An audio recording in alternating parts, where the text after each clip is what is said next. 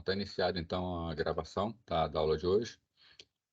Já coloquei lá no Canvas disponível para vocês um link com a playlist de todas as aulas. Então já tem a primeira. Quando a gente acabar aqui, ainda hoje eu pretendo colocar essa de hoje. Eu vou sempre colocando lá para vocês. Tá? Antes da gente começar, alguém tem alguma dúvida sobre a aula passada? Quer fazer algum comentário? Bom, então, esse Gustavo está escrevendo aqui.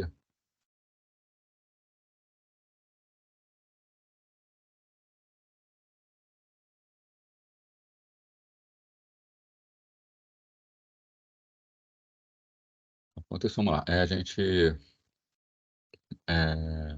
Semana passada a gente veio até o ponto de fala de tipos de rede, né? Basicamente falamos das redes locais, redes metropolitanas, né? E redes geograficamente distribuídas, né? São os três tipos de redes que nós vimos. Hoje a gente vai começar falando de rede sem fio, né? Isso aqui não está dentro de tipos de rede, tá? A gente vai ver que rede sem fio também tem redes locais, também tem redes metropolitanas, né? É apenas para falar um pouquinho de rede sem fio. Lembrando que a gente ainda está na parte introdutória e que mais para frente a gente vai ver mais detalhes sobre rede sem fio.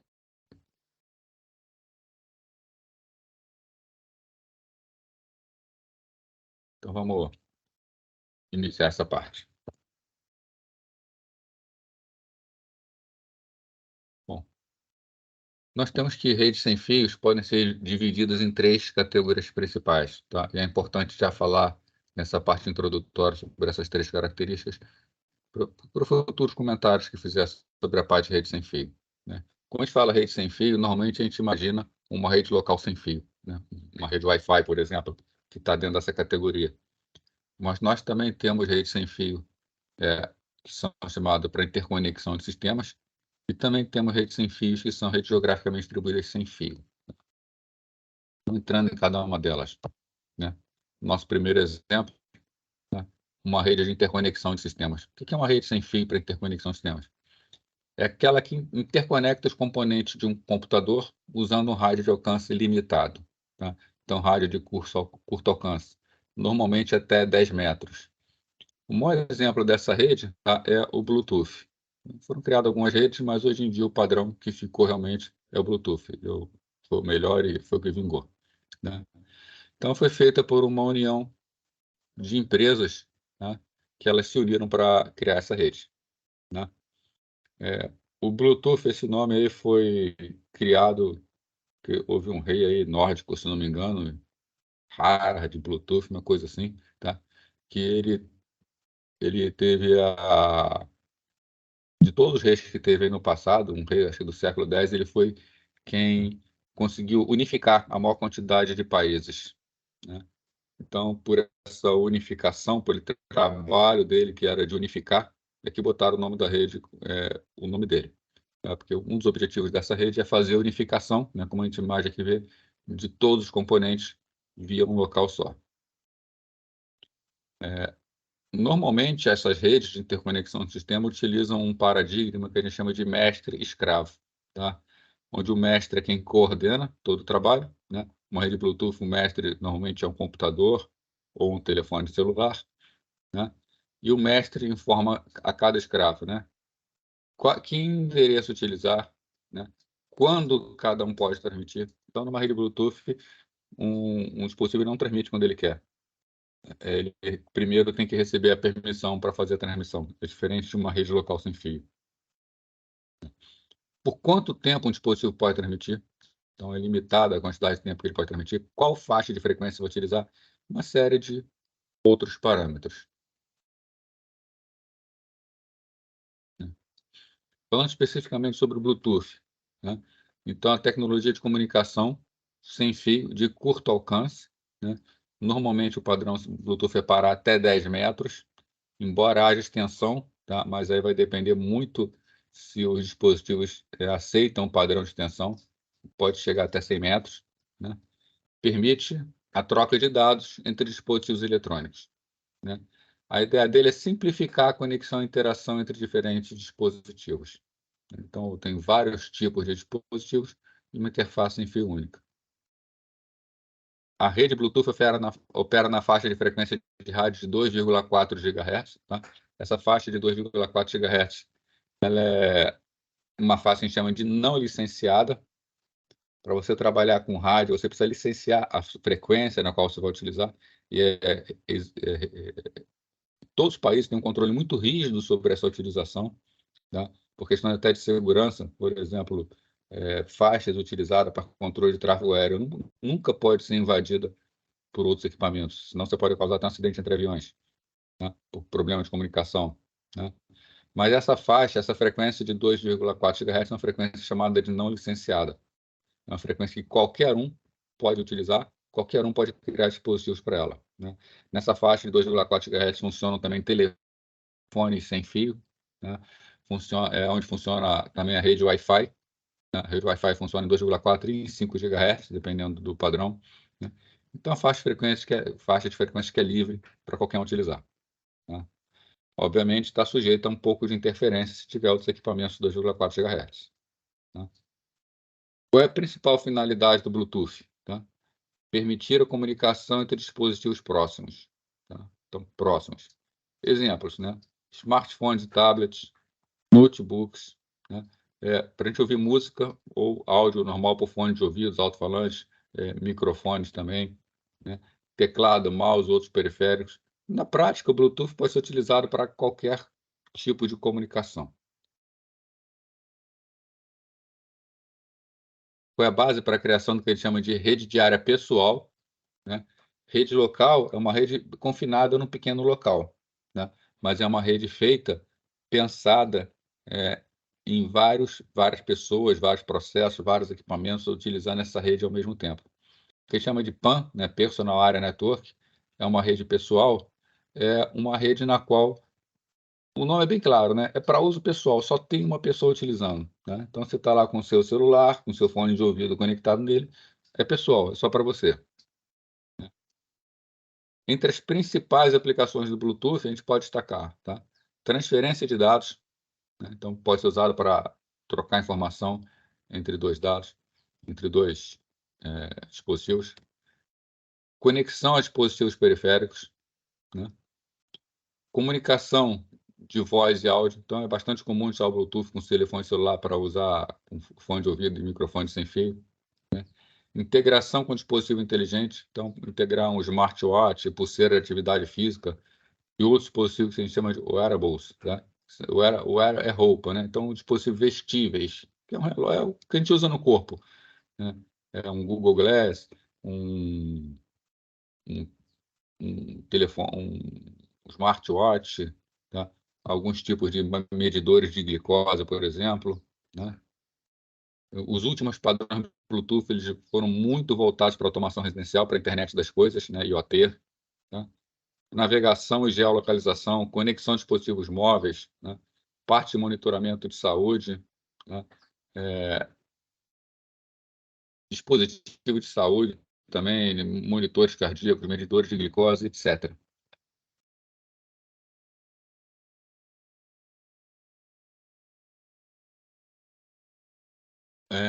É importante, vou comentar com vocês como é que está sendo a evolução da tecnologia Bluetooth, para a gente poder entender, né? E até saber, né? Que às vezes a gente vai usar um dispositivo antigo e ele pode ser que não nos satisfaça, né? Lembrando que o Bluetooth ele é sempre retrocompatível. Então, um dispositivo Bluetooth mais moderno, por exemplo, ele vai falar com os dispositivos mais antigos. Vale sempre o padrão mais antigo, é claro, né? Se eu tenho um dispositivo Bluetooth 2.0, um dispositivo Bluetooth 3.0, a comunicação vai ser de acordo com o padrão 2.0. Né? Então, começou em 1999 com os padrões 1.0 e 1.0b, né? Foram as primeiras especificações. Essa primeira especificação teve muita dificuldade, não foi uma especificação muito bem amarrada, os fabricantes fizeram as implementações, mas dispositivos diferentes, principalmente de diferentes fabricantes, tinham muita dificuldade de comunicação. Tá? Isso levou o pessoal até a não acreditar muito no Bluetooth. Tá? Em 2001, foi lançado o padrão 1.1, uma atualização importante do Bluetooth 1.0, tá? E ele já é lançado como um padrão em 3E802.15. Anteriormente, o Bluetooth não fazia parte do padrão em 3E. O padrão em 3E é um padrão consagrado de redes de computadores, principalmente o padrão em 3E802, que é um padrão para redes locais. E, sendo reconhecido como um padrão, significava que a sua especificação realmente estava bem feita e seria algo implementável. Tanto que os problemas da versão anterior foram solucionados. Então, a partir do Bluetooth 1.1, a gente tem uma compatibilidade total, desde que os equipamentos sigam corretamente a especificação. Uma das coisas que foram acrescentadas para melhorar também foi o que a gente chama de RSSI, né? Received Signal Strength Indication, que é a capacidade de medir a potência de recepção do sinal. O receptor ele tem a capacidade de saber se a potência do sinal do que o transmissor está enviando está chegando de forma satisfatória, para poder manter o bom funcionamento. A vazão prevista no Bluetooth 1.0 era de 721 kilobits por segundo. O ponto 1 mantém essa vazão do padrão 1.1, padrão 1. Então, era no início uma velocidade muito baixa. Era realmente para comunicações simples, dispositivo de voz. Um canal de voz, sem compactação, consome em torno de 64 kilobits por segundo. Então, isso aqui seria mais do que suficiente para manter até 10 canais de voz. Ainda dentro da versão 1, que foi lançada em 2003, temos o Bluetooth 1.2. Teve uma proteção melhorada contra interferências, já que, lembrando, ele trabalha na faixa de 2,4 GHz, então pode sofrer interferências de outros dispositivos. E trouxe um suporte aperfeiçoado que a gente chama de Scatternets, redes de redes.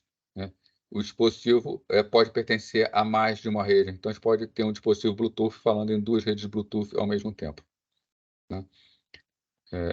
Isso aqui persiste até hoje. Processamento de voz mais avançado, então melhoria na qualidade. Também trouxe alteração no limite de transferência de dados. A versão 1.2, então, já passa a transferência para 1 megabit por segundo. Não é muito mais que os 721 kbits, mas já é um aumento. Detalhe, pessoal, essa parte do Bluetooth eu acrescentei ontem os slides, então vou atualizar no Canvas esses slides. Eu vou deixar a indicação que fiz a atualização, tá? Então, quem já pegou os slides, é interessante depois pegar essa versão atualizada aqui com o material que tem Bluetooth. Em 2004 chega a versão 2.0 do Bluetooth. A versão 1 do Bluetooth consumia uma energia significativa. Para dispositivos alimentados a bateria, isso era um problema. Dava realmente um grande consumo. E até hoje, a cada versão que sai do Bluetooth, eles fazem melhorias em cima disso para ter um consumo menor de energia. Teve um aumento da vazão para 3 megabits por segundo. A gente consegue efetivamente para transferência 2.1 megabits por segundo, que tem toda uma parte de controle em cima. Agora, esse aumento é opcional. Opcional não para o usuário, mas é opcional para o fabricante. Um dispositivo Bluetooth, para operar até uma transferência efetiva de 2 megabits por segundo, ele tem que ter o selo EDR, Enhanced Data Rate. Se dois dispositivos falam EDR, eles conseguem transmitir numa velocidade efetiva de 2.1 megabits por segundo. Se um deles não falar, ele não vai ter, na verdade, nenhum megabit, ele vai se manter nos 721 kilobits por segundo. Em 2007, é lançada a versão 2.1, grande melhoria aqui foi na parte de segurança, inclusive com criptografia para comunicação. Novamente aprimorou o consumo de energia, mantendo a mesma característica de vazão de 2.0 com EDR, até 2.1 megabits por segundo. A versão 3 do Bluetooth foi lançada em 2009. Esse aqui foi um bom salto, chegando a 24 megabits por segundo. Agora, somente para dispositivos compatíveis que a gente chama de instrução HS, de high speed, alta velocidade. Se não, mantém ainda nos 721 kilobits por segundo.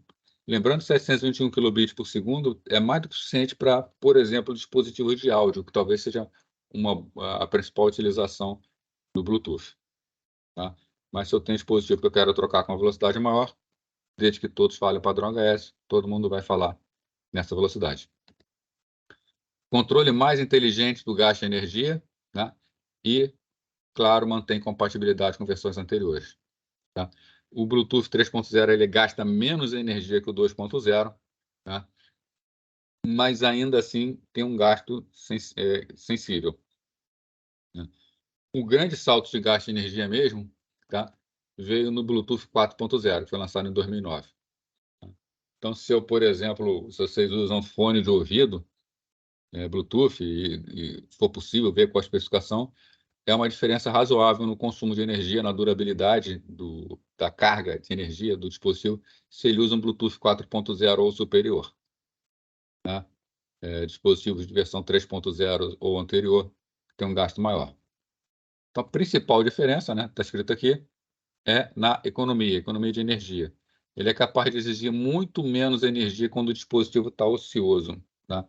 Então, aqueles intervalos que o dispositivo não está sendo utilizado, ele praticamente não consome. Né? A ideia é fazer a tecnologia ser incorporada, tá, a dispositivo bastante portátil que liga um pouco a energia. Né? Esses fonezinhos de ouvido que praticamente invisíveis dentro do ouvido. Tá? Ele tem toda a eletrônica mais a bateria ali dentro. Então, a bateria é algo muito pequeno. Tá? Então, ela armazena pouca carga. Então, precisa de ser um dispositivo que tenha baixo consumo de energia. Tá?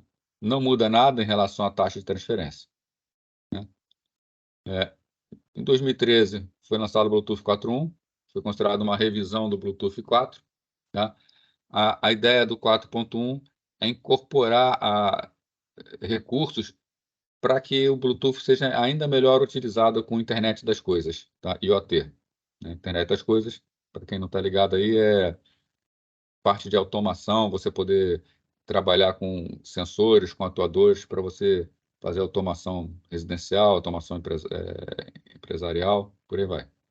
Né? A gente pode ver aqui, ó, cada nova versão sempre aparece essa frase aqui: economia do consumo de energia com mais importância. Tá? Então, eles conseguem avançar e radicalizar ainda mais na economia. Né? Com o passar dos anos, a tecnologia melhora, tá?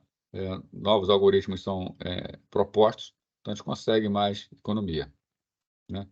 Isso aqui mantém, uma das coisas que faz é manter o modo Bluetooth quase inativo quando o dispositivo é afastado da conexão. Então, você está com o Bluetooth ligado, mas ele se afasta, ele não tem nenhum outro dispositivo com o qual ele possa conversar por perto. Então, ele tem uma forma de busca mais eficiente, de forma a gastar menos energia. E não altera a vazão. Tá? A taxa de transferência é a mesma da versão anterior, ou seja, ainda nos 24 megabits por segundo. Né? O 4.2, né, ainda pensando, foi lançado em 2014, ainda pensando em internet das coisas, trouxe basicamente suporte pleno ao endereço IP versão 6, tá? Para permitir que dispositivos usem a versão 6 do IP dentro de uma rede Bluetooth. Tá? Tem também um esquema avançado de criptografia, tá? Conhecido como FIPS, então melhora a criptografia, tem um controle mais rigoroso de segurança. Né? Isso tudo sempre foi feito pensando na internet das coisas. Né? Mantém taxa de transferência da versão anterior, mas suporta o tráfego de dados maior. Né? Como é que pode isso? Né? Mesma taxa, mas com taxa maior. Na verdade, ele consegue agora transmitir e receber ao mesmo tempo, né? Com mais versatilidade. Então, apesar de cada taxa individual ser a mesma, a gente tem o upstream e o downstream, né? O que estou enviando e o que estou recebendo. Consegue fazer isso com mais eficiência, então consegue uma vazão efetiva maior. O Bluetooth 5, de 2016, é o que a gente está hoje, né? Claro, com o 5.3, né? Mas dentro da tecnologia do 5, permite que dispositivos se comuniquem em distância de até 40 metros. Tá? Então, aumenta a distância. Os padrões anteriores, né, trabalham até 10 metros. Né? A vazão de dados passou para 50 megabits por segundo. Então, já é uma taxa muito boa de transferência. Né? O uso de técnicas que diminui o risco de interferência entre as redes Wi-Fi e LTE. Né? LTE de celulares, Wi-Fi, rede sem fio. Né? Como operam em frequência muito próximas, na verdade, o Wi-Fi é a mesma frequência, tá? Ele tem a técnica de conversação para aproveitamento de slots ociosos que faz com que seja mais eficiente e diminua os riscos, tá? Seleção de canal, tudo mais. Suporta mais dispositivos conectados ao mesmo tempo, né? Importante para a internet das coisas, vários dispositivos compartilhando uma rede Bluetooth. Tem funções para facilitar a geolocalização de equipamentos conectados, então saber onde eles estão, né? E controle mais sofisticado sobre o consumo de energia. Então, sempre melhorando a parte de consumo de energia. Então, o Bluetooth 5 ele gasta menos energia que o Bluetooth 4. No Bluetooth 5.1 2019, no início de 2019, né, adicionou recurso que facilita a localização de dispositivo compatível em determinado local. O Bluetooth 5.1 ele consegue saber a direção que o dispositivo se encontra. Então, no Bluetooth 5.1, claro, né, desde que o dispositivo também seja 5.1, seu celular, dispositivo, por exemplo, você perdeu um fone de ouvido, não sabe onde deixou. Você vai apontando o celular, ele vai dizendo se está naquela direção ou não. Tá? É um dos exemplos. Tá? E tem várias outras aplicações, essa direcionalidade.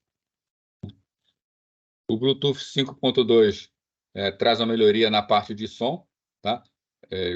Ele vem sendo muito utilizado para comunicação com caixas de som, música, tá? Então melhora a qualidade de áudio, né? E ainda otimiza mais ainda, né, a questão de consumo de energia da conexão. E o último que nós temos, que é de 2021, que é o Bluetooth 5.3, né? Trouxe novas melhorias para dispositivos de internet das coisas e vestíveis. Então, esse histórico mostra para a gente principalmente o quê? Né? O Bluetooth ele vem agregando cada vez mais funções, né? Cada vez mais possibilidades. Os padrões mais novos, que são o 4.0, o padrão 4, padrão 5, tem uma vazão maior, né? Até o Bluetooth 3, vazão de 1 megabit por segundo. Bluetooth 4, até 24 megabits por segundo, Bluetooth 5 até 50 megabits por segundo, sendo que o Bluetooth 5 ainda alcança até 40 metros, vai a distâncias maiores. Então, o principal que a gente precisa saber das versões do Bluetooth é vazão, né? Essa vazão me atende, né? Distância, né? Se eu preciso de uma distância maior, quem vai me atender é o Bluetooth 5. E se eu preciso comunicação com dispositivos com bateria, uma comunicação intensa, interessante ter pelo menos a versão 4 do Bluetooth, por questões de economia. Sendo que quanto mais nova a versão, menos gasto de energia ele vai ter. Então, isso aí, né, foi o que a gente viu de rede sem fio de interconexão de sistemas. É uma rede, basicamente, para formar, ligar dispositivos periféricos a um dispositivo central. Um outro tipo de rede sem fio é o que a gente chama de LANs sem fio, né, uma rede Wi-Fi normal, né? São sistemas em que todo computador tem um modem de rádio, tá? Então tem embutido um modem e uma antena por meio dos quais eles podem se comunicar uns com os outros. Tá aqui um exemplo de uma LAN sem fio. Eles têm uma rede cabeada, fazendo o que a gente chama de infraestrutura. Dentro dessa infraestrutura, nós temos aqui AP1, AP2, AP3, criando células de comunicação. E aqui os clientes, cada cliente conectado ao seu próprio AP. Tá? Frequentemente, existe uma antena central que permite a comunicação entre os hospedeiros. Isso aqui é o seguinte. Você tem um dispositivo sem fio aqui e um dispositivo sem fio aqui. Tá? Dificilmente eles falam diretamente. Tá? Normalmente, numa infraestrutura de rede sem fio, você tem a célula e tem uma antena central. Se dois dispositivos eles querem se falar entre si, o que vai acontecer? Eles se comunicam com a antena central e essa antena central é que providencia toda a comunicação entre os dois. Tá? Então, não existe comunicação direta. Isso é uma característica. A gente vai estudar isso aí. É possível que os dois se conectem diretamente? Tá? É o que a gente chama de rede ad hoc. Mas aí ele sai da rede com infraestrutura. Tá? Se eu parto para ad hoc, eles se falam diretamente, eles não falam mais com o restante. Então, normalmente é dessa forma aqui. Tá? Isso quer dizer que se eu tenho, por exemplo, dispositivos numa rede de 54 megabits por segundo, efetivamente, na melhor das hipóteses, se eu estiver fazendo a transferência de dados entre um e outro, essa minha transferência vai ser de 27 megabits por segundo. porque eu vou precisar transmitir e transmitir. Então, vão ter que ser feitas 2 transmissões para que o dado chegue até o final. Tá? Outra característica é que rede sem fio é uma rede naturalmente por difusão, né? Essa antena aqui, qualquer transmissão que ela faça para esse dispositivo aqui, por exemplo, ela chega ao mesmo tempo para todos os outros dispositivos que estão dentro da área. Isso quer dizer que quando um transmite, todo mundo cala, né? Se 2 transmitirem ao mesmo tempo, vai dar colisão e vai ter que ser feita uma retransmissão. Então, por ser um meio de difusão, significa que isso aqui também cai bastante, né, a taxa. E quanto mais equipamentos tiver dentro da rede, pior vai ser a taxa sem fio, né? Numa rede com fio, numa rede cabeada, se eu tenho um switch, um equipamento de distribuição de rede, e eu tenho vários equipamentos ligados ao mesmo tempo, tá? Uma das características do switch é que, por exemplo, se esse equipamento transmite para esse, essa transmissão pode acontecer ao mesmo tempo enquanto esse transmite para esse. Então, não há colisões, tá? Uma rede cabeada, ela faz transmissões em paralelo, uma rede sem fio, não. Então, essa é uma outra característica importante que a gente precisa saber da rede sem fio. Tá? Ele é um grande facilitador, não preciso ficar ligando cabos ao computador, mas isso também traz algumas características não desejáveis. Temos também chamadas WANs sem fio, que são usadas em sistemas geograficamente distribuídos. Tá? Está incluído aí também, embora as mães sem fio. Tá? Então, são redes sem fio que chegam a longas distâncias. Né? Então, por exemplo, redes por satélite. Tá? A rede de telefonia celular também é um exemplo de uma WAN sem fio. Então, uma rede geograficamente distribuída sem fio. Então, um telefone móvel, né?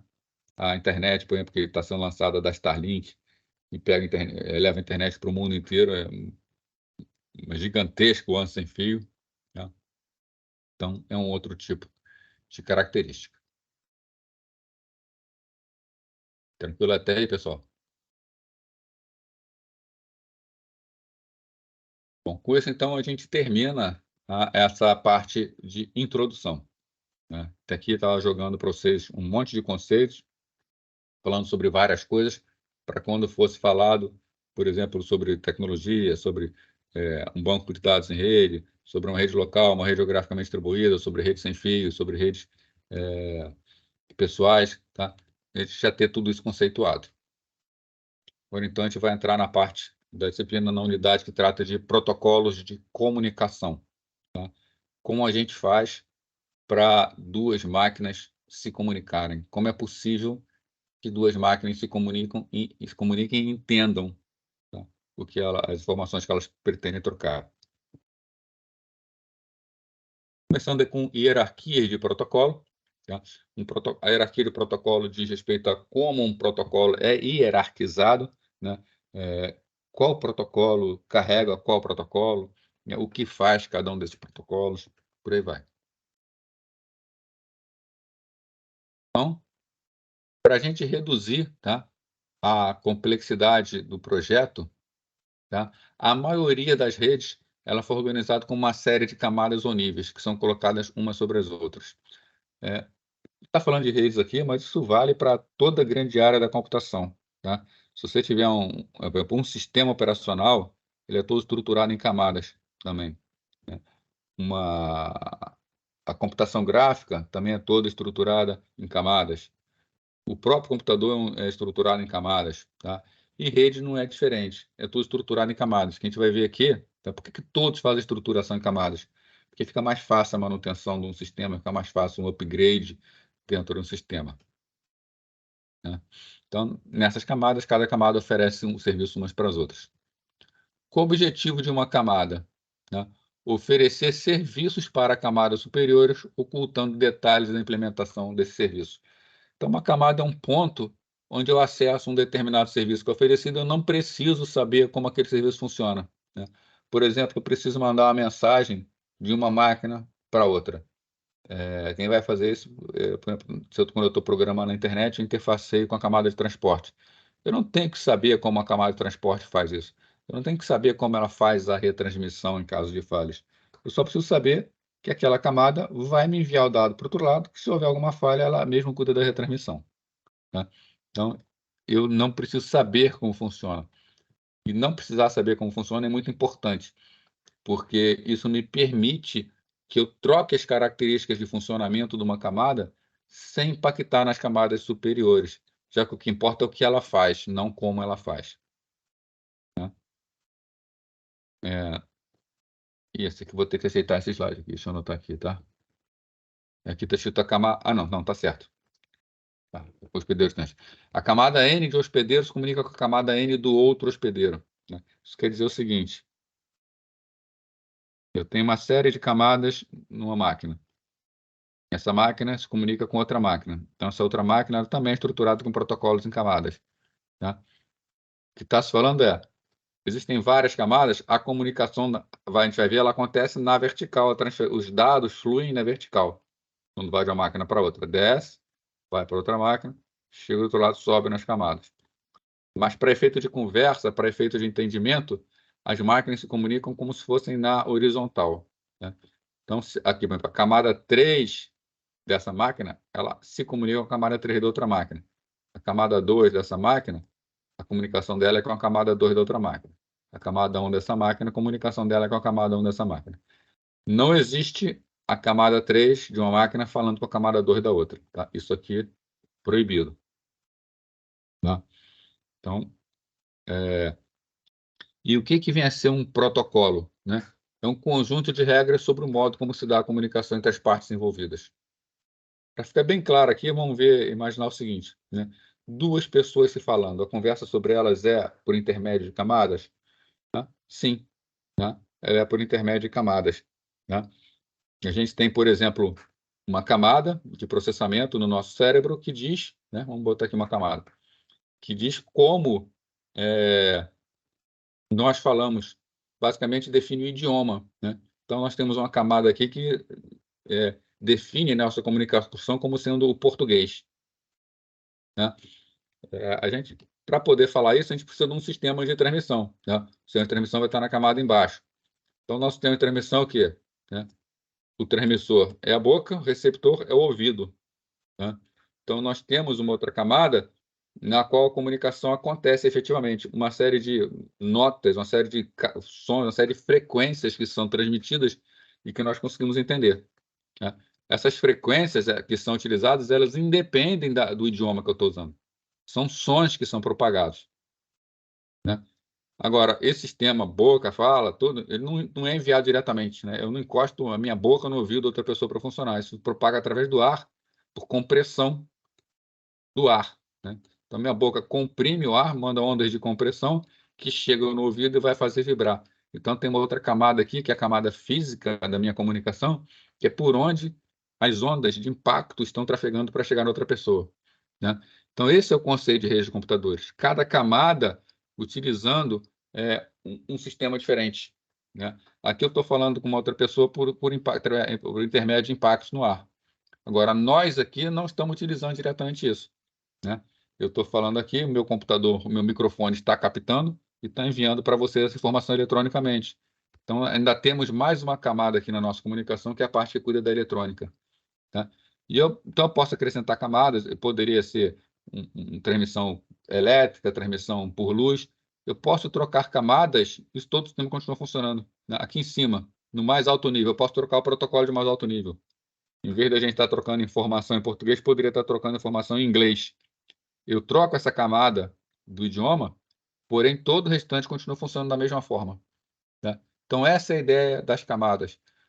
Poder especificar muito bem o funcionamento de uma camada, de forma que a outra possa utilizar, e eu possa trocar camadas trocando as características sem impactar em todo o sistema. Né? Então, essas regras que são utilizadas no diálogo são chamados protocolos da camada N. Então, tem um protocolo para a camada 3, um protocolo para a camada 2, um protocolo para a camada 1, né? Que é o conjunto de regras sobre o modo como se dará a comunicação entre as partes envolvidas. Então, o modelo que a gente tem é esse daqui, né? O hospedeiro 1, hospedeiro 2, né? Nós temos no hospedeiro 1 4 camadas, camadas 1, 2, 3 e 4. aqui a camada 4 do hospedeiro 1 fala com a camada 4 do hospedeiro 2. Isso a gente chama de protocolo da camada. Tá? O protocolo, então, é aquilo que vai de uma máquina para outra, né? O protocolo que permite a comunicação entre os dois lados. Protocolo da camada 3, da camada 2 e da camada 1. Sempre como se acontecesse no horizontal. Tá? Só que não existe uma transmissão direta, né? Por exemplo, eu não consigo pensar em português, pelo menos ainda não, né? E chegar telematicamente para vocês. Para isso, eu preciso passar essa informação para a camada de baixo. Então, numa rede, a informação sempre desce camada a camada, até que chegue a algum meio de transmissão que é enviado para outro hospedeiro. E aí, novamente, sobe camada a camada. E entre as camadas, eu tenho as interfaces. Aqui, por exemplo, interface entre as camadas 3 e 4. Tá? Essa interface entre as camadas 3 e 4 define como essas camadas dentro de uma máquina vão trocar informação. Tá? Então, a camada 4 chama algumas funções da camada 3, que chama algumas funções da camada 2, que chama algumas funções da camada 1, que efetivamente faz a transmissão pelo meio físico.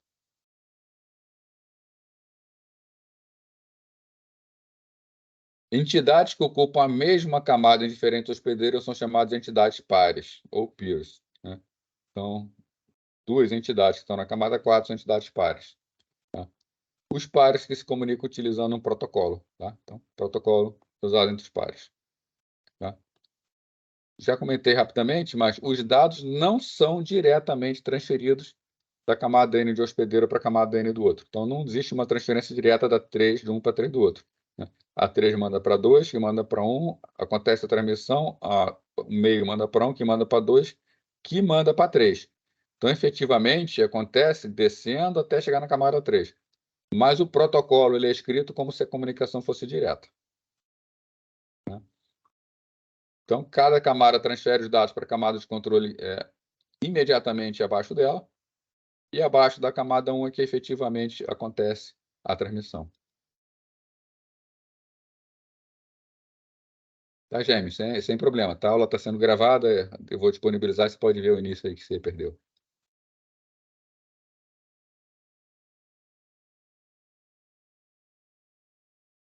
Então, uma das considerações mais importantes, né, é a definição clara das interfaces entre as camadas. Se eu defino claramente a interface, por exemplo, entre a camada 2 e a camada 3, eu defino claramente a interface entre a camada 3 e a camada 4, né? Se eu precisar mudar a camada 3 por alguma razão, tá? Desde que eu mantenha na nova camada a interface que ela oferece para a camada 4 e mantenha na nova camada as chamadas para a camada 2, a forma, tá? Eu posso trocar a camada 3, tá? Por uma nova camada e meu sistema continua funcionando. É claro que eu tenho que trocar a camada 3 nas duas máquinas. Então é preciso, tá, que para isso aconteça, que cada camada execute um conjunto de funções muito bem definido. Tá? Isso reduz o volume de informações a ser passado de uma camada para outra e simplifica a substituição da camada numa implementação diferente. Né? Por exemplo, atualmente nós estamos fazendo a substituição do IP versão 4 pelo IP versão 6. Nós estamos trocando uma camada. Né? Isso, a princípio, não impacta nas outras chamadas, né? Porque cada camada faz o seu trabalho. Quando nós temos um conjunto de camadas de protocolo, né, nós temos o que nós chamamos de arquitetura de rede. Então, quando nós falamos numa arquitetura, nós estamos definindo quais são as camadas que nós estamos utilizando e a função de cada uma delas. Né? Não há necessidade que as interfaces de todos os hospedeiros de uma rede sejam iguais. Tá? Não há essa necessidade de ser exatamente a mesma interface, tá? Desde que sejam compatíveis. Uma lista de protocolos usado por um determinado sistema é chamado pilha de protocolos. Tá? Então, o modelo OSI é uma arquitetura de rede, tá? Que pode ser implementado com diferentes pilhas de protocolos. Inclusive, por exemplo, a pilha de protocolo TCP, UDP e IP. Né? Então, nós temos que a internet ela segue o modelo OSI, tendo sua própria pilha de protocolos. Então, basicamente, uma arquitetura diz o que deve ser feito, né? E a pilha de protocolos vai ser a implementação disso aí. Vamos ver aqui um exemplo, tá? Para entender para entender melhor, para ficar um pouco mais claro, né? O funcionamento das camadas. Vamos supor aqui que eu tenho uma determinada aplicação, tá? Essa aplicação está executando na camada 5. E essa aplicação tem uma mensagem que eu quero enviar para outra aplicação. Então, eu desenvolvi essa aplicação, tá? Eu desenvolvi, por exemplo, um programa que faz uma transferência de arquivos.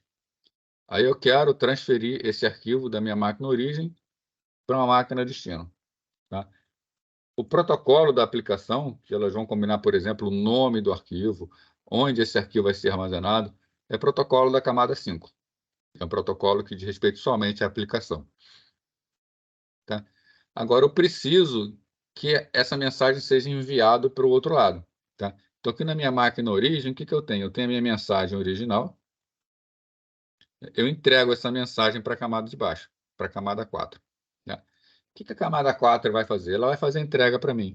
Uma das coisas que a gente precisa numa rede de computadores é que a entrega seja confiável, tá? Que não haja erros. E se caso haja algum erro, eu possa providenciar a retransmissão, essa correção desse erro.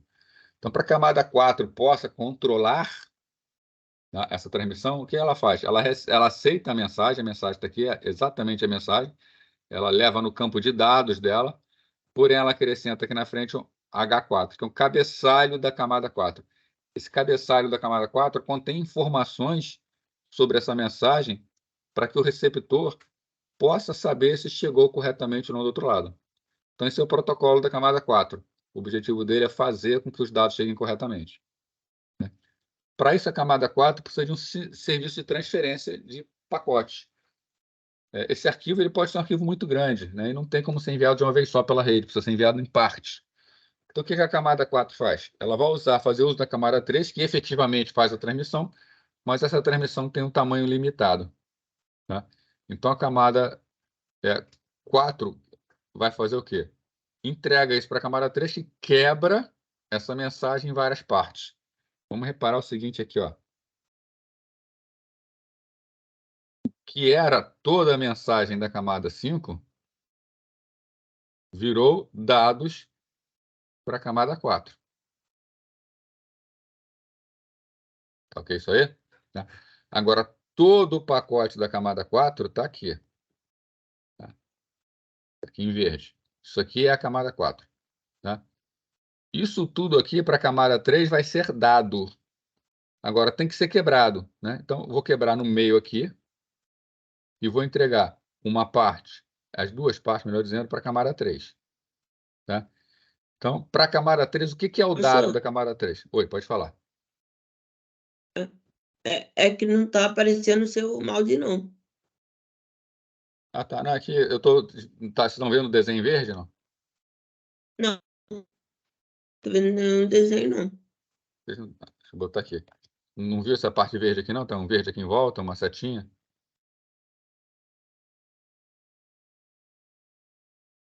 O Não, vermelho, viu? não. Uma parte verde, não. O André tá falando que lá ele tá vendo, tá? Não sei se talvez a conexão esteja demorando um pouco. Pode ser. Tá? Então, continuando aqui, né? Então, a gente tem essa mensagem inteira, ela é quebrada em duas. A primeira metade está aqui, cai na esquerda, a segunda metade cai na direita. O que a camada 3 vai fazer? Ela vai acrescentar o cabeçalho dela. Então, a primeira parte da mensagem da camada 4, incluindo o cabeçalho, está aqui H4, mais a primeira parte da mensagem, é dado para o primeiro pacote da camada 3. A segunda parte da mensagem é dado para a segunda parte da camada 3. Qual é a função da camada 3? Pegar as várias partes da camada 4 e levar todas elas para o outro lado e depois juntar. Tá? Para isso acontecer, eu preciso colocar no meio de transmissão. Eu preciso avisar o meio de transmissão que eu estou começando uma transmissão e depois que eu estou terminando a transmissão. Isso está sendo a função da camada 2. Então, a camada 2, ela coloca um cabeçalho para dizer, ó, começa uma transmissão e coloca um fecho para dizer, termina uma transmissão. Ela manda para a camada 1, aí vai bit a bit. Né? Então, essa primeira parte aqui, ó, chega na máquina de destino. A máquina de destino chegou, recebeu. Isso aqui é algo individual, é um protocolo da camada 2. A camada 2 ela só está interessada em fazer o controle de transmissão. Então, ó, controle de transmissão mandou. Já acabou o trabalho da camada 2 para essa primeira parte. O que a camada 2 faz? Né? Envia essa mensagem para cima. Então, a camada 3 no destino já recebe... Peraí, não peguei a cor que eu queria. A camada 3 no destino já recebe a informação como um todo, dessa primeira mensagem. Só que a camada 3, pelo controle dela, pelo cabeçalho H3, ela sabe, tá? Porque isso aqui são informações de controle, que foi enviado pela origem, esse cabeçalho está informando que existem mais partes. Então a camada 3 segura isso aqui e não entrega ainda para a camada superior. Aí a outra mensagem, tá? A outra metade é enviada. Novamente chega na camada 2, que envia para a parte superior. Aí a camada 3 recebe agora, né? O seu outro cabeçalho com o restante da mensagem. Beleza, agora a camada 3 sabe que a mensagem chegou toda. O que ela faz? Reconstrói a mensagem e entrega para a camada 4. Então, a gente repara o seguinte, a camada 4 recebeu aqui, no lado direito, exatamente o que foi enviado do lado esquerdo. Por isso que a gente fala que a transmissão acontece como se fosse na horizontal. Tá? Porque a camada 4 manda essa informação e ela chega exatamente a mesma coisa do outro lado. Só que houve um trabalho das camadas inferiores. Agora a camada 4 usa o cabeçalho dela para verificar se a informação está correta, se não tem nenhum erro. Se estiver tudo correto, a mensagem é enviada para a camada superior. Né? Então, a minha aplicação manda uma mensagem e recebe a mesma mensagem. Mas essa mensagem ela sofreu acréscimos, ela foi fragmentada, ela possivelmente teve parte de retransmissão. Né? A gente não vê todo esse trabalho aqui das camadas. Porém, cada camada faz o seu trabalho de uma forma bastante específica. Né? Se eu quero mudar a forma de roteamento aqui, eu posso mudar a camada 3 sem necessidade de mudar nem a camada 2, nem a camada 4. Tá? Então, essa é a ideia de se estruturar em camadas. Tá? Cada camada fazendo um serviço muito bem definido. Tá? Mais para frente, a gente vai ver o que fazem as camadas do modelo OSI.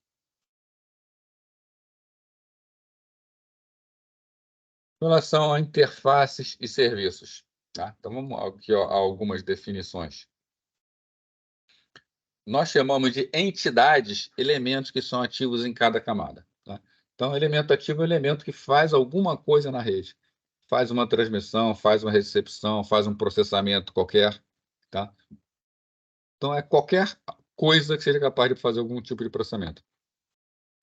Uma entidade pode ser um software, pode ser um hardware. Então, uma placa de rede é um hardware. Então, um conector é uma entidade. A placa de rede é uma entidade, um conector é uma entidade, um protocolo é uma entidade, uma aplicação é uma entidade.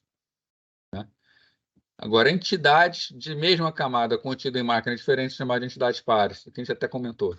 Né? Então, a rede tem uma série de entidades, sendo que todas as entidades de mesma camada em máquinas diferentes são entidades pares. Tá? A entidade da camada N, né, implementa um serviço que é usado pela camada N+1. Né? Então, a camada de baixo presta serviços para a camada de cima. Tá? Uma outra forma de falar isso é que a camada N melhora o serviço para a camada N+1. Então, a camada N usa a camada N-1, melhora a camada N-1 e fornece serviço melhor para a camada N+1. Tá? Então, a camada de cima é chamada de camada de baixo é chamada de provedora de serviços, enquanto a camada de cima é chamada de usuária do serviço. Outro nome bastante utilizado em programação de rede, tá? É o que a gente chama de SAP, Service Access Point, ou ponto de acesso ao serviço. Um SAP é alguma coisa que permita que uma camada utilize o serviço. Tá? Por exemplo, a função send message que pode ser oferecida por uma camada de rede. A função send message é um SAP, é um ponto de acesso ao serviço. Alguém pode usar esse ponto de acesso para mandar uma mensagem. Tá? Um endereço de rede também é um ponto de acesso ao serviço, porque o endereço de rede pode ser utilizado para o envio de mensagens. Né? E cada SAP tem um endereço exclusivo que o identifica. Tá? A gente vai ver a parte de programação para redes aqui, e então nós vamos ver alguns exemplos de SAP.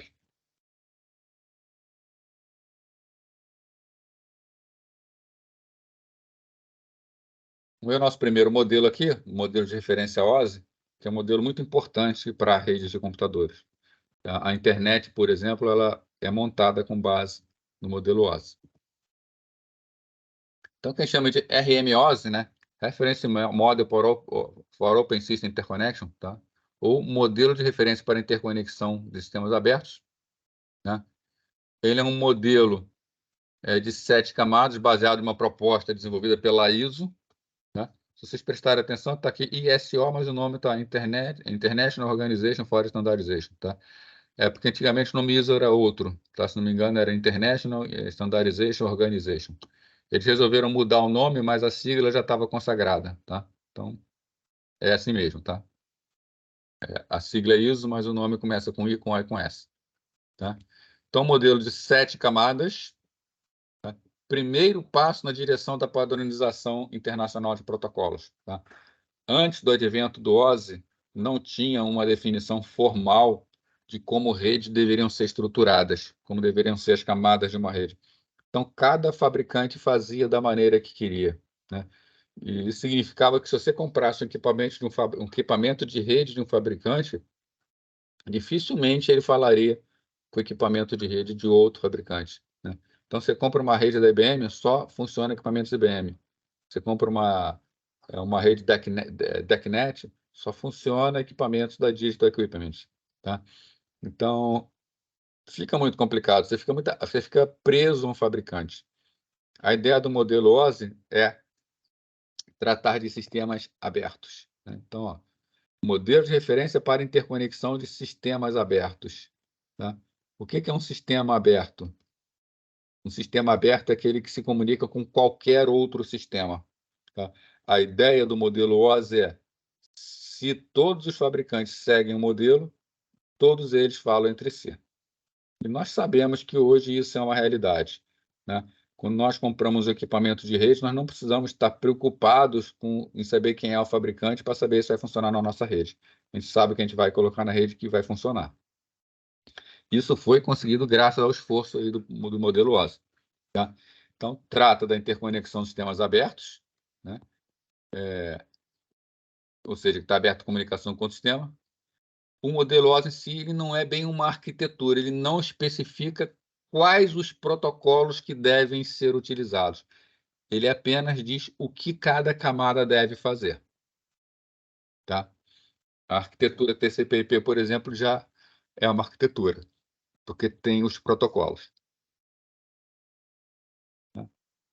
Que tal o exemplo do modelo OSI? Tá? Um modelo de 7 camadas, né? A gente vai discutir cada uma dessas 7 camadas aqui, né? Mas aqui a gente percebe, ó, 7 camadas, 3 camadas, 3 camadas, 7 camadas. Isso aqui a gente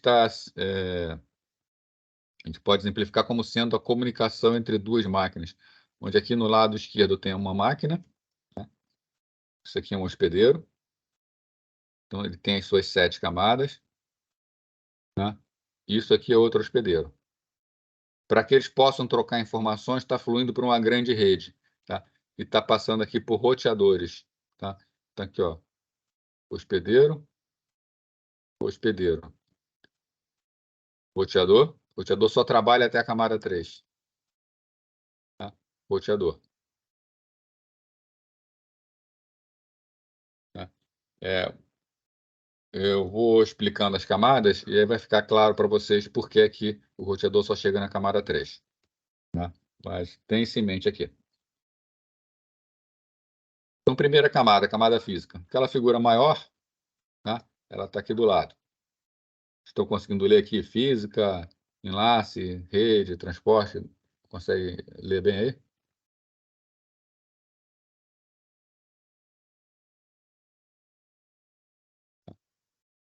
Então, beleza, né? Então, a camada física é a camada mais baixa. Repara que aqui, ó, as linhas estão pontilhadas, tá? Então, as linhas horizontais, elas são todas pontilhadas.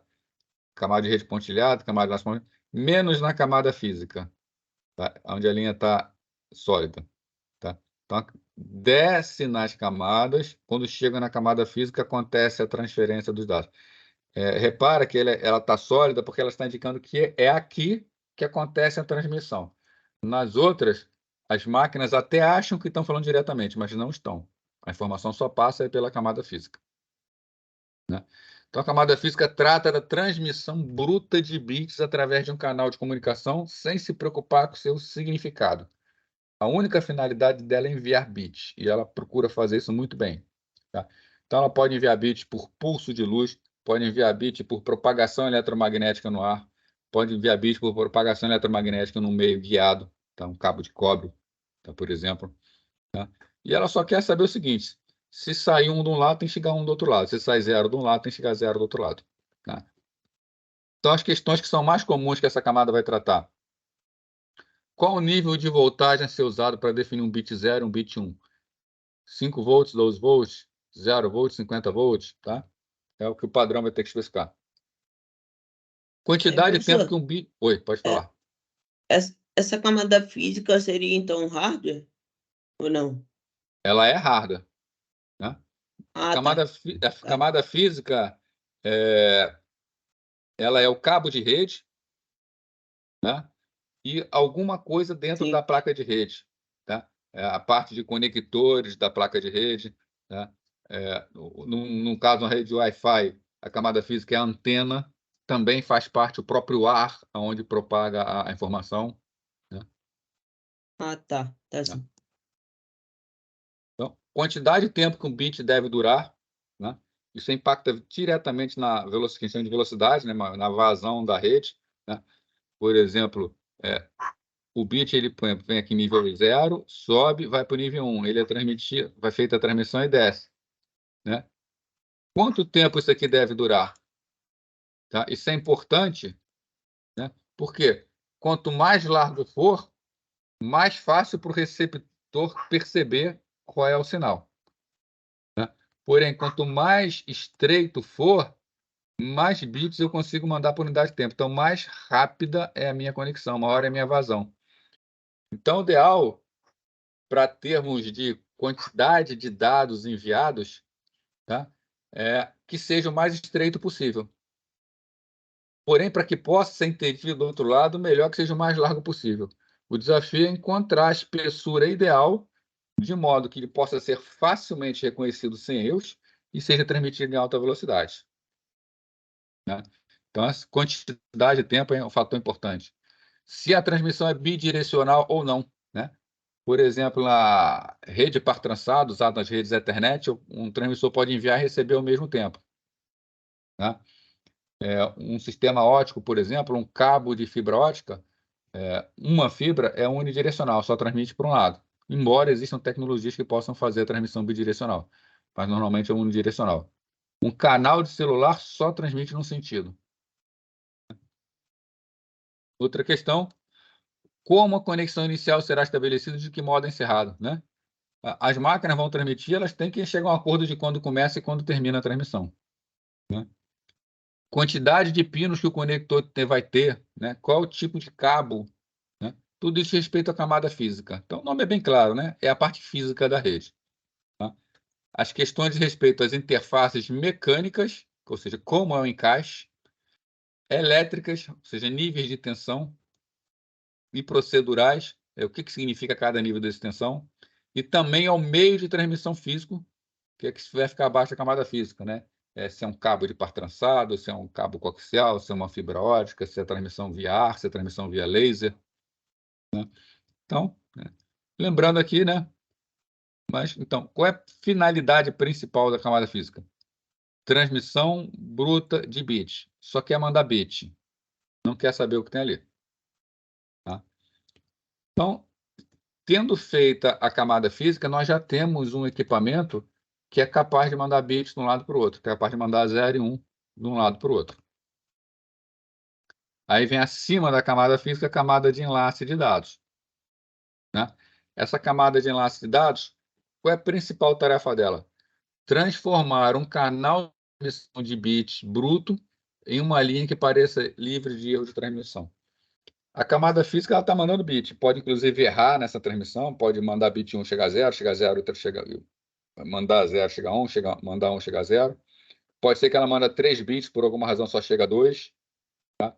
Então, a camada física pode comprometer com uma série de erros. A camada de enlace precisa tratar esses erros e fazer com que a transmissão ocorra de uma forma adequada. Tá? Para isso, ela divide os dados de entrada em quadros de dados. Tá?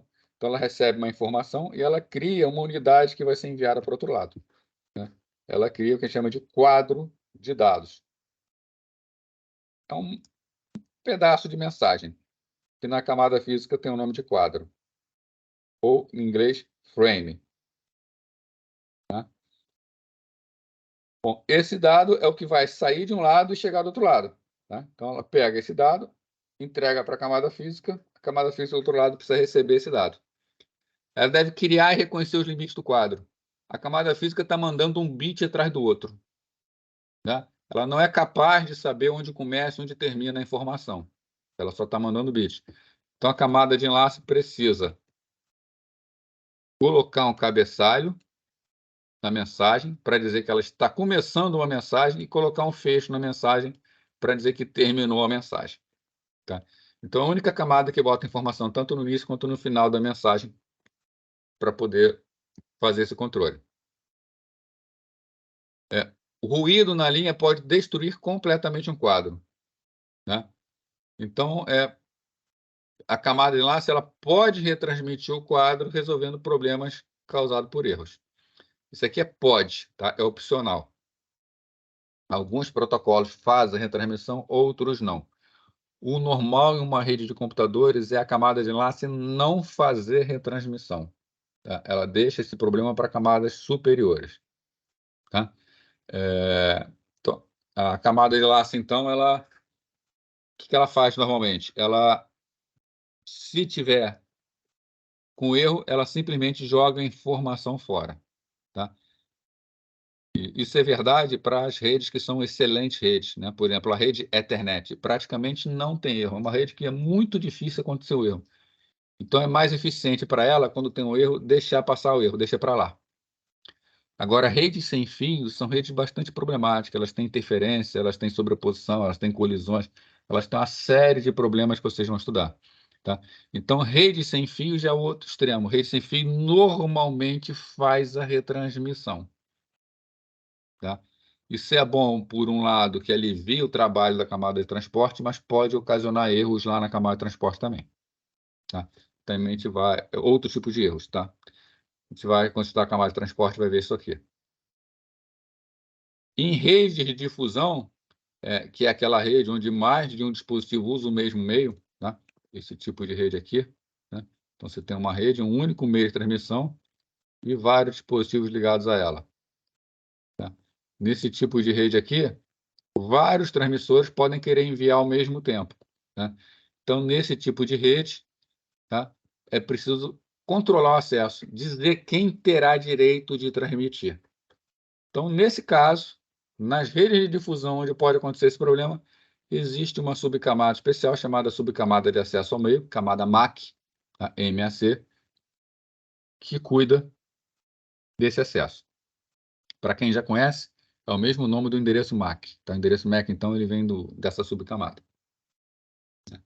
Então, camada física, manda bits, sem se importar onde começa e onde termina a mensagem. Qual é a função da camada de enlace? Dizer onde começa e onde termina cada mensagem que está sendo enviada pela rede. Bom, então a camada de enlace, ela me proporciona uma comunicação que a gente chama de comunicação lado a lado. Essa camada de enlace, ela consegue controlar a chegada de dado até a próxima máquina. Tá? Mas apenas um salto de uma máquina para outra, um envio local. Mas numa rede eu não quero apenas comunicação lado a lado, eu quero poder chegar em qualquer lugar. Tá? Essa vai ser, então, a finalidade da camada de rede, que fica acima da camada de enlace. Então, ela usa os serviços da camada de enlace. Tá? Ela controla como os pacotes são roteados da origem até o destino. Tá? Ou seja, qual caminho que um pacote deve seguir para chegar até o seu destino. Eu posso ter aqui uma rede, né? Eu tenho aqui uma origem e um destino. Tá? e eu tenho caminhos diferentes para chegar nessa rede.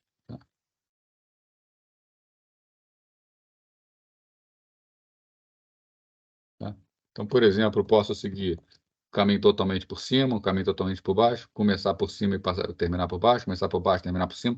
Então, são várias opções de caminho diferentes, né? Posso vir por aqui, fazer um Z, chegar do outro lado, tá? São várias opções. A camada de rede é quem vai descobrir qual o melhor caminho a ser seguido por um determinado pacote. Um detalhe, na camada de enlace, nós falamos que o nome da informação transmitida era quadro. Na camada de rede, o nome é pacote. É praticamente a mesma coisa com nomes diferentes. Essas rotas podem ser estáticas ou dinâmicas. Uma rota estática é aquela que o administrador define a rota, então é sempre o mesmo caminho. Ou pode ser dinâmica, pode ter um algoritmo, né, um programa determinando qual o melhor caminho. Normalmente, os melhores são as dinâmicas, porque o sistema vai sempre escolher o caminho que é o menos congestionado no momento. Participa do controle de congestionamento, tá? De uma forma bastante frágil, tá? Mas ajuda no controle de congestionamento. Tá? É responsável pelo endereçamento do hospedeiro, já que essa camada ela tem que encontrar os caminhos, ela tem que dar endereços para as máquinas. Tá? No caso da internet, a camada de rede é a camada IP. Por isso que todo dispositivo na internet tem que ter um endereço IP, tá? O endereço da camada de rede. Realiza fragmentação e remontagem dos pacotes. O que acontece? A camada de enlace ela tem um limite na quantidade de dados que ela pode enviar. Tá? Então, por exemplo, eu posso ter aqui uma rede em anel na origem. A camada de enlace ela tem, então, 9.000, manda até 9.000 bytes. Conforme ela vai passando pelo meio do caminho, pode ser que ela passe por uma rede intermediária que usa tecnologia Ethernet, que no máximo o quadro tem 1.500 bytes. Então, a origem gera alguma coisa com 9.000 bytes, mas chega no caminho, a maior quantidade que passa é 1.500 bytes. Então, a camada de rede tem que fazer o que a gente chama de fragmentação. Tem que pegar um pacote que é muito grande, que não vai conseguir passar pela rede, quebrar em partes menores para que eles possam ser enviados. E quando chega no destino, tudo isso que foi fragmentado tem que ser remontado. Né? Então, faz a chamada fragmentação e remontagem. Pode interligar redes com diferentes protocolos de enlace de dados. Né? Dentro de uma rede local, Ethernet, todas as máquinas têm placa Ethernet. Tá? Se estamos falando de uma rede que passa por tecnologia, por exemplo, Token Ring, todas as redes vão ter placa Token Ring, todas as máquinas. A camada de rede é capaz de interligar redes com tecnologias diferentes. Tá? Então, o roteador ele faz as conversões necessárias para isso. Né? Então, principal finalidade da camada de rede, encontrar o caminho até o destino. Por isso que a gente vê aqui, ó, a mensagem desce nas camadas e chega até a camada física. Transfere para a máquina do lado, a camada de enlace vê se chegou tudo bonitinho, entrega para a camada de rede. A camada de rede é responsável por encontrar o caminho. Tá? Então, vamos imaginar o seguinte, ó, essa máquina mais à esquerda, essa máquina mais à esquerda é essa máquina aqui. Tá? Essa máquina mais à direita é a máquina para onde a informação está sendo enviada. Tá? Então, quando a informação desce pela camada de enlace, chega na camada de rede aqui, essa camada de rede ela tem que decidir o caminho é por cima ou por baixo. Vamos supor que ela decidiu que é por cima. Então, entrega para a camada de enlace de cima e é feita a transmissão para a camada de cima. Então, chega nessa nova máquina aqui. Quando chega nesse primeiro roteador ao longo do caminho, chegou aqui, ó, chegou na camada física. Sobe até a camada de enlace dele, ainda estamos aqui no enlace. A camada de enlace retira a informação e manda para a camada de rede. A camada de rede é responsável por decidir o caminho. Então, essa camada de rede agora pode decidir por mandar para o lado ou por mandar para baixo. Né? Então, quando a camada de rede decide, ela decide. Decidiu mandar para o lado, então vai seguir pelo lado. Ela manda para a camada de enlace ao lado. Então, ó, a camada de rede subiu nela, começa a descer de novo para ir até a próxima rede. Tá? Não passa por protocolos superiores. O protocolo que define o caminho é o protocolo da camada de rede. Por isso que o roteador só implementa até a camada de rede.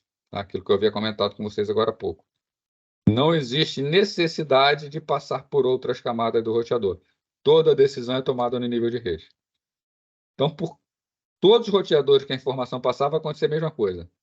Sobe até a camada de rede, é tomada a decisão, desce novamente até a camada física para fazer um novo caminho. Ok? Então, ó, camada física, obviamente, manda direto, a camada de enlace interage com a máquina do lado, mas a camada de enlace só entende a máquina do lado. A camada de rede, todas as máquinas interagem entre si ao longo do caminho. Tá? Essa camada de rede na origem, ela manda informações que passam por todas as camadas de rede, de todas as máquinas. Acima da camada de rede está a camada de transporte. A camada de rede já me entrega a mensagem, o pacote em qualquer lugar do mundo. Né? O que faz, então, a camada de transporte? A principal finalidade dela é isolar os níveis superiores de erro. Erros podem acontecer aqui embaixo. A camada de transporte, a finalidade dela é evitar qualquer tipo de erro. Tudo que é entregue para a camada de cima já está livre de erros, e ela tem que garantir isso. Então, na origem, ela aceita dados da camada superior, divide unidades menores e passa essas informações para a camada de rede. Então, ela pega uma mensagem grande e cria segmentos que vão ser enviados pelos pacotes. Garante que todas as unidades cheguem corretamente a outra extremidade. Isolando, então, os níveis superiores de erros. Determina o tipo de serviço que será oferecido à camada de cima. A gente vai estudar a camada de transporte, vamos ver que existem alguns tipos de serviço. Né? Os mais comuns: serviço orientado à conexão com correção de erros, onde ela efetivamente garante que o dado vai chegar livre de erros. Agora, pode também oferecer um serviço sem erros. Então, um serviço opcional, embora ela tenha a obrigação de controlar os erros e retransmitir, a camada superior pode solicitar para ela: não controle, tá? Me envia, mesmo que chegue com erro, me entrega com erro. Aí tudo bem. A aplicação que é isso, ela vai entregar dessa maneira. Tá?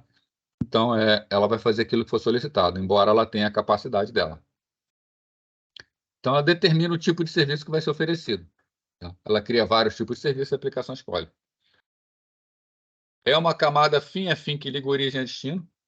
A camada de rede, ó, ela tem conhecimento das redes intermediárias. Ela tem conhecimento de todos os passos intermediários. Como o roteador não tem camada de transporte, a camada de transporte da origem fala diretamente com a camada de transporte do destino, sem passos intermediários. Então, é a camada mais baixa que faz comunicação fim a fim. A multiplexação de várias conexões deve ser feita de forma transparente para as camadas superiores. Tá? Multiplexação é a capacidade de dividir um determinado recurso entre vários outros participantes. Então, no caso aqui, nós temos um meio de transmissão, temos uma rede para transmitir, mas eu tenho várias aplicações executando ao mesmo tempo. Eu tenho um navegador acessando vários servidores diferentes, né, web, eu tenho troca de e-mails, eu tenho um WhatsApp, por exemplo, ou um mecanismo qualquer de troca de mensagem. Então, tenho várias aplicações querendo usar a rede ao mesmo tempo. A camada de transporte quem vai fazer a multiplexação. Ela é quem vai permitir que várias aplicações diferentes usem a mesma rede ao mesmo tempo. Tá? Então, é outra finalidade dela. Tá? Realiza também o que a gente chama de splitting, tá? Que é para poder utilizar várias conexões em paralelo. Né? E ela é a responsável também por estabelecer e encerrar conexões. Então, vamos ver como ela faz isso. Tá? Então, a gente vai vendo que são serviços que vão sendo melhorados. A camada física só envia bit, a camada de enlace faz a máquina falar com o do lado, a camada de rede faz a máquina falar com qualquer rede, com qualquer outra máquina no mundo inteiro. A camada de transporte garante uma comunicação confiável entre origem e destino. Tá? Aí pode vir a pergunta, né? A camada de transporte já me dá uma comunicação confiável.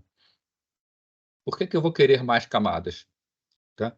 De fato, a internet ela só implementa até a camada de transporte. E temos a aplicação acima, que é onde a aplicação executa. Né? Mas no modelo da internet, tá? Na arquitetura TCP/IP, nós não temos a camada de apresentação e a camada de sessão. Tá? Foi considerado desnecessário à época e que, se fosse necessário, a aplicação faria isso. Tá? Então, na internet, se eu precisar de algum serviço de sessão ou de apresentação, acaba indo para a camada de aplicação. Mas que serviços são esses? Né? Que outro tipo de serviço eu poderia ter se eu já tenho uma rede que garante minha transmissão aqui? Então, a camada de sessão, ela visa permitir, né, melhorar ainda mais o serviço de transporte. Basicamente é o seguinte: o serviço de transporte ele garante a entrega confiável no outro lado, mas tem mais coisas que eu posso querer de uma camada, de uma rede. Tá? Então, as sessões, né, que é o nome da camada de sessão, tem por finalidade manter a funcionalidade das aplicações do hospedeiro, mesmo que haja problema nas camadas superiores. Então, vamos lá, duas aplicações estão funcionando, elas estão trocando informações. De repente, tem uma queda de conexão da rede, a rede sai. Quando a rede sai, a camada de transporte ela está tentando manter uma comunicação confiável, mas é impossível, porque não existe mais comunicação. O que a camada de transporte faz? Ela aborta, tá? Ela avisa a rede, queda na conexão. Aí vamos imaginar o seguinte, aí a conexão volta a funcionar. Conexão volta a funcionar, nós temos que conectar novamente. Né? Uma rede que tem uma camada de sessão, quando há uma queda de conexão e há uma volta da conexão, a camada de sessão cuida de manter essa sessão estabelecida. Tá? Ela até avisa o usuário que ela está com problemas, mas ela restabelece tudo sozinha. Não é o usuário quem vai precisar fazer uma nova conexão. Tá? Outra coisa que ela faz é serviço de sincronização. Né? Imagina que dois equipamentos tenham que estar trabalhando e os processos nele tenham que caminhar lado a lado. Os dois estarem no mesmo ponto de processamento. A camada de sessão ela pode ser utilizada para sincronizar esses dois processos. Tá? A gente aqui usa o Teams, né? Vocês devem ter percebido que às vezes o Teams ele começa a fazer um barulhinho, que é quando ele perde a conexão, aí quando volta a conexão ele mantém a nossa conversa. Tá? Isso é trabalho da camada de sessão. Aí fala assim, poxa, mas a gente está na internet, a internet não tem camada de sessão, então como isso acontece? A internet não tem a camada de sessão, então isso é implementado pelo Teams. O próprio Teams é quem tem que cuidar disso. Tá? Então, é algo que deveria ser feito pela rede, mas como não é feito, acaba sendo implementado na aplicação. Então, algumas aplicações até têm essa capacidade, mas é implementado nelas, não na rede. A camada de apresentação é a última camada de rede, propriamente dita, de serviços de rede. Tá? A gente fala o seguinte, executa determinadas funções solicitadas com muita frequência. Então, aquele tipo de função que não é específica da rede, mas que, se tivesse presente, facilitaria muito. Oferece, então, uma solução geral para todas elas, tá? Para todas as aplicações, em vez de deixar a responsabilidade a cargo. Tá? Alguns exemplos. Né? Criptografia. Eu tenho uma aplicação que eu preciso, que eu quero que essa informação passe pela rede criptografada. Internet não criptografa. Então, se eu quiser que a informação seja criptografada, a minha aplicação tem que selecionar o software de criptografia. Uma rede que tem camadas de apresentação, a aplicação só fala assim, quero comunicação criptografada. E a própria rede criptografa. Né? Outra coisa é fazer a chamada conversão de tipo.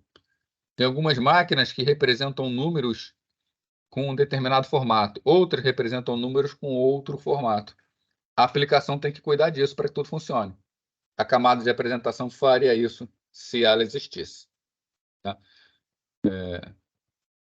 Então, são várias funções, né, que poderiam ser utilizadas. Aqui, compressão de dados, outro exemplo. Tá? Se eu vou mandar dado de uma aplicação para outra na internet, se eu mando um arquivo enorme, texto, esse arquivo todo vai transferir da maneira que eu pedi para mandar. Se uma rede tem a camada de apresentação e oferece o serviço de compactação de dados, compressão de dados, tá? Eu posso enviar para a camada faz a compactação e manda para o outro lado. Do outro lado, descompacta.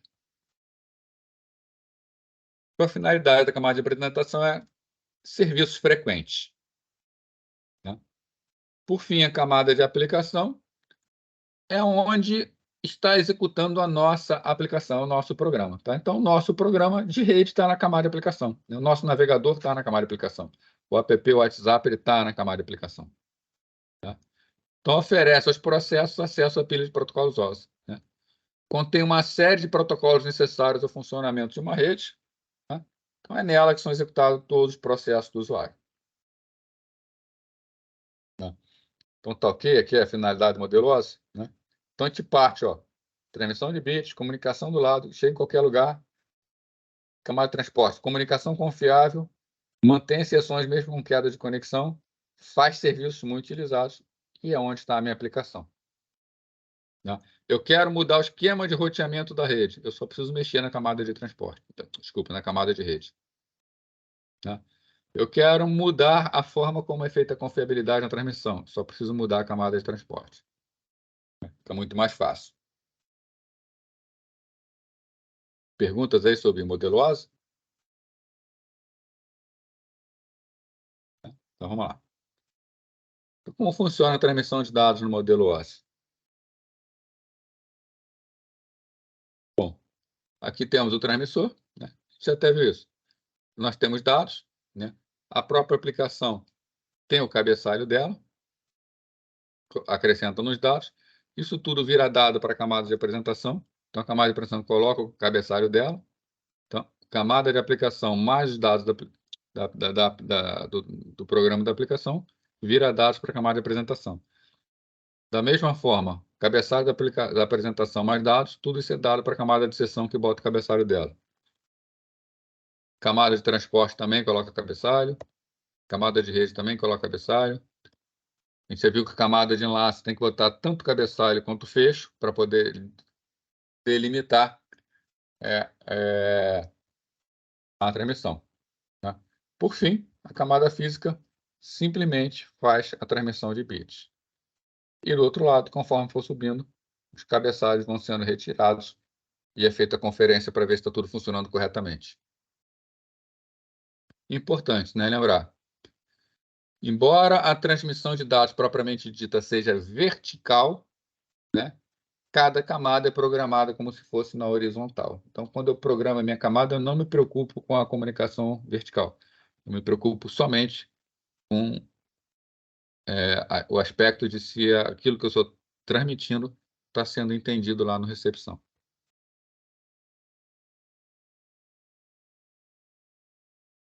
Modelo TCP/IP, tá? Que é o que nós temos no mundo real para o funcionamento da internet. Então, para a gente entender o funcionamento da internet, a primeira rede que existiu foi a ARPANET. Não, a primeira rede existiu não, existem várias outras redes antes, né? Mas em termos de internet, a rede que nós tínhamos era conhecida como ARPANET. Tá? A antecessora da internet, tá?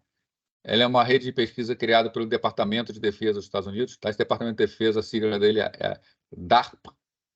Tá? Então, como a sigla é DARPA, o nome da rede foi ARPANET. O que aconteceu? Né? Era uma rede de defesa bastante cara, estava em funcionamento, funcionando muito bem, tá? E o governo americano pagando essa rede, então o governo americano começou a inserir mais órgãos, né? Querer melhor utilizar essa rede. Tá? Então, aos poucos, começaram a entrar em universidades, repartições públicas, tudo foi conectado à rede. Então, uma rede que, a princípio, ela foi criada como uma rede do Departamento de Defesa, tá? Passa a ser uma rede onde agora tem vários órgãos. Tá? Quando foi criada as redes de rádio e satélites, começaram a surgir problemas com protocolos existentes. Tá? Então, eles utilizaram uma nova arquitetura e resolveram utilizar os protocolos TCP, UDP e IP. Tá? E batizaram, então, isso como arquitetura TCP/IP. Tá? Qual era a principal preocupação do Pentágono? Tá? Que a rede ela pode ser destruída de uma hora para outra. Tá? Eu estou falando em destruída mesmo. A gente está falando em algo que foi criado na época da Guerra Fria, tá? Onde existia a expectativa de que poderia haver um ataque nuclear contra os Estados Unidos. Então, mesmo que uma parte da rede sofresse um ataque nuclear, o restante deveria continuar funcionando. Tá?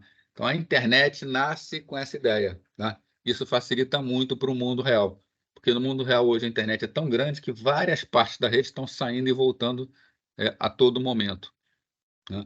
Só que como ela foi montada já com essa característica, ela sobrevive muito bem com isso, tá? Ou seja, né, o que é isso? A rede deveria ser capaz de sobreviver à perda de hardware, tá? Impedindo que as conversas fossem interrompidas, tá? Então, aquilo que está vivo tem que continuar se comunicando. A gente viu com o modelo OSI um modelo de 7 camadas. Aqui está a arquitetura TCP/IP, tá? A camada de aplicação é igual à camada de aplicação do modelo OSI, onde está executando o programa que funciona em rede. A gente percebe que não existe a camada de apresentação nem a camada de sessão, não existe no modelo, ou seja, escorrega tudo para a camada de aplicação, se for necessário fazer. A camada de transporte é a mesma da camada de transporte do modelo OSI. Formalmente falando, a camada de rede do modelo OSI é a camada interrede do TCP/IP, né? Então, o TCP/IP trata formalmente o nome da camada como interrede. Mas acho que aqui vai ser a primeira e a última vez que vocês vão ver o nome interrede, tá? Porque no cotidiano a gente chama, na arquitetura TCP/IP, essa camada também de camada de rede, tá? Então, para a gente aqui é aplicação, transporte e rede, né? E o TCP/IP ele não está interessado, tá? A internet ela não está interessada na sua placa de rede, em como vai ser a comunicação lado a lado. A internet ela está preocupada apenas em fazer comunicação ao redor do mundo. Então, ela não divide essa camada em duas, ela trata as duas como sendo uma camada só, camada de host e rede, tá? Mas também, na prática, os fabricantes acabam dividindo em camada física e em camada de enlace, tá? Então, na prática, tá? Então, formalmente é isso que nós temos: aplicação, transporte, interrede, host e rede. Na prática, nós temos realmente camada física, nós temos realmente camada de enlace, essa camada é chamada de rede, tá? E na arquitetura TCP/IP, no modelo TCP/IP aqui, tá? A camada de aplicação fala diretamente com a camada de transporte. Ou seja, quem programa para a internet, programa diretamente na camada de transporte.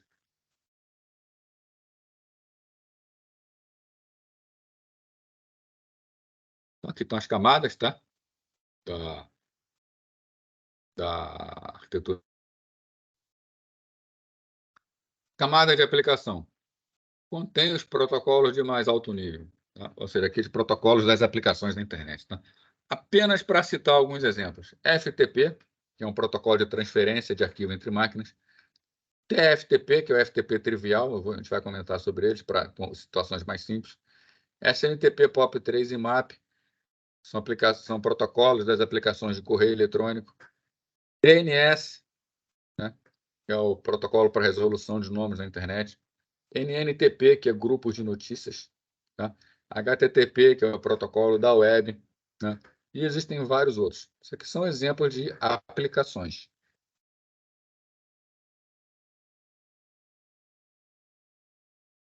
Camada de transporte. A finalidade dela é a mesma da camada de transporte do modelo OSI, né? Ou seja, permitir que entidades pares, né, dos hospedeiros, origem e destino, mantenha a conversação exatamente como acontece no modelo OSI, ou seja, com garantia de entrega. No caso da internet, tá? Na arquitetura TCP, nós temos dois protocolos de transporte, o TCP e o UDP. A gente até pode usar os dois ao mesmo tempo, mas uma aplicação que usa o TCP só fala com o TCP da outra aplicação. E a que usa o UDP de um lado fala com o UDP do outro lado, tá? TCP e UDP não falam entre si, tá? Eles são apenas protocolos irmãos. TCP, abreviação de Transmission Control Protocol, né? Protocolo de controle de transmissão. Qual a característica dele? É um protocolo orientado à conexão confiável, tá?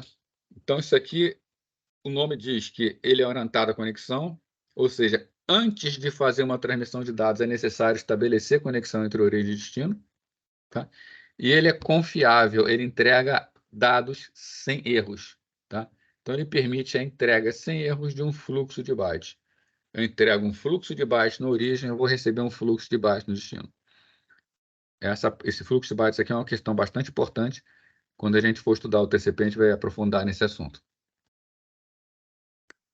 fragmenta o fluxo de baixa entrada em mensagens e passa cada uma delas à camada interrede, né? Ou seja, passa por IP. Então, o TCP aceita um fluxo de bytes grande, cria segmentos menores, cria partes menores, entrega cada uma dessas partes menores para o IP. Cuida também do controle de fluxo, tá? O controle de fluxo visa evitar que uma máquina que seja muito rápida envie muita informação para uma máquina que é muito lenta e cause erros na rede. Temos também o DP. O DP é a abreviação de User Datagram Protocol, né? Protocolo de datagrama do usuário. Ao contrário do TCP, ele é um protocolo sem conexão e não confiável, tá? O UDP, ele garante o seguinte: se a informação chegar do outro lado com erros, ele é capaz de perceber esse erro e jogar fora, então, essa informação que está errada. Mas ele não faz a retransmissão. O TCP ele faz a retransmissão para garantir. Agora, ele também pode trabalhar sob orientação da aplicação da seguinte forma: a aplicação fala para ele, mesmo que chegue com erro, me entrega com erro. Tá? Ou seja, a aplicação quer a informação mesmo que errada. Tá? Quando seria útil? Tá? Alguém diria aí, né? Um exemplo de uma aplicação que ela não se importa que seus dados cheguem errados? Consegue imaginar isso? São várias. Né? São várias. A questão da retransmissão, ela funciona da seguinte maneira, né? O TCP, por exemplo, ele está mandando os pacotes estão chegando bonitinho. Aí, de repente, o TCP manda uma mensagem e essa mensagem chega com erro. O que é que o TCP no destino faz? Ele joga a mensagem fora e fica guardando a retransmissão, né? Antes, chegou direito, ele avisa que chegou direito. Pode falar aí. Alguém ia falar? Não, então vamos lá. Então, ó, o TCP manda mensagem, é quando chega, beleza. O destino fala, ó, chegou direito. Aí ele manda outro, aí o destino fala, chegou direito. Aí ele manda uma informação, chega com erro. O receptor não faz nada. Como não chega a confirmação, passa um tempo, ele manda de novo. Aí chega direito e confirma que chegou direito. Tá? Então é assim que o TCP trabalha. Quando há uma falha, tem um tempo de recuperação da falha.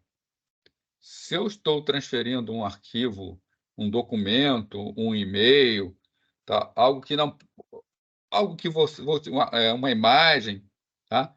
Eu quero que isso chegue com perfeição. Então, mesmo que haja um pequeno atraso, tá? Por causa desse algoritmo de controle, não tem problema. O importante para mim é que chegue direitinho. Agora, tem aplicações em que esse atraso seria péssimo, é pior do que a mensagem com erro, tá? São aplicações interativas, tá? Por exemplo, eu estou falando com alguém ao telefone, tá? O que significaria um pacote passar com erro? Então, um pacote passar com erro seria, no meio da minha conversa, de repente, dá um chiado, um clique, tá? Um estalo na conversa. Então, eu estou conversando e dá um estalo. Esse estalo foi uma informação que chegou errada e não pode ser decodificada. Tá? Se eu tivesse optado por uma transmissão confiável, não aconteceria nenhum estalo, a transferência seria perfeita. Porém, se enquanto uma pessoa está falando acontecer um erro, o que vai acontecer? A linha vai ficar muda até que haja retransmissão para que chegue perfeito. Numa conversa telefônica, isso é um atraso, né? Exatamente, James. Seria o atraso. E o atraso é muito ruim para uma conversa. Se você tiver um atraso de em torno de 300 milissegundos, já é suficiente para duas pessoas se embolarem na conversa, tá? Para uma falar e atropelar a outra seria bastante complexo. Então, telefonia é um exemplo de uma aplicação que é melhor o erro do que a correção, tá? É melhor um estalo do que chegar limpo e atrasado, né? Isso vai acontecer com videoconferência, com várias transmissões de vídeo, tá? Transmissão via IP, por exemplo, de Copa do Mundo. A primeira Copa do Mundo transmitida por rede foi a do Japão. Foi transmitida com o DP. Tá? Por quê? Cada vez que houvesse um erro de transmissão, e satélite ocasiona vários erros, né, e foi transmitido via satélite para várias partes, tá? Ficaria toda hora travando a transmissão. O que acontecia na transmissão da Copa do Mundo quando tinha um erro? Alguns pixels davam uma como falar assim, acendiam de forma errada, tá? Então, no meio do gramado, por exemplo, acontecia de aparecer um pixel azul, ou então um quadrado esquisito. É melhor isso do que atrapalhar a continuidade de quem está assistindo um jogo de futebol, tá? Então, tem espaço para os dois protocolos, né? Se eu preciso de transmissão confiável, eu uso o TCP, mas às vezes a transmissão não confiável é preferível. Aí eu vou usar o UDP. Temos a camada inter-rede, né, que é a camada que entrega toda a rede do modelo, é a camada de rede do modelo OSI. Né? O protocolo que trabalha nele é o protocolo IP, tá? Que é bastante conhecido de todos. Né? Então, isso é a conversão sobre a camada de rede. Né? A questão importante dela é o quê? O roteamento. O roteamento ele é utilizado para escolher os caminhos dentro de uma rede. Então, se um pacote pode ir por mais de um caminho, a camada de rede é quem determina qual caminho deve ser seguido até chegar naquele destino.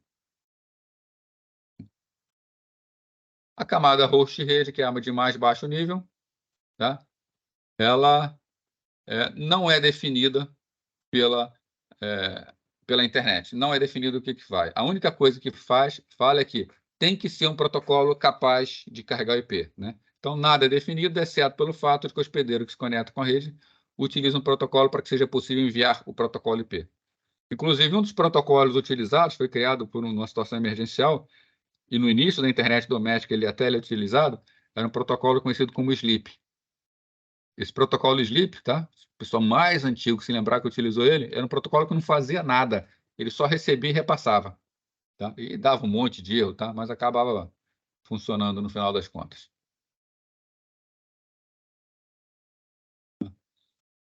Então, né, para fechar aqui com alguns exemplos de aplicação, né, nós temos alguns protocolos da camada de aplicação. HTTP, SMTP, FTP. Todos eles trabalham com protocolo TCP, confiável. Né? Já o DNS, por exemplo, que é responsável por traduzir nomes na internet, o TFTP, que é responsável por boot remoto, ele usa o protocolo UDP. Tá? Então, nós temos aplicações que usam o TCP e temos aplicações que usam o UDP. Tanto o TCP quanto o UDP utilizam o IP.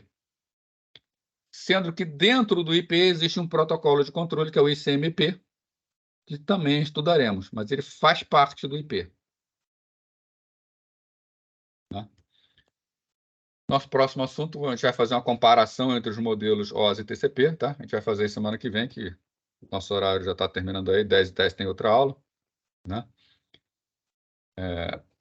Tranquilo esse assunto de hoje, pessoal, essa história de protocolos em camadas? Uma dúvida que tenha ficado? Tranquilo, tranquilo. Vou puxar logo aqui uma lista de presença, que fica mais fácil, que agora está difícil.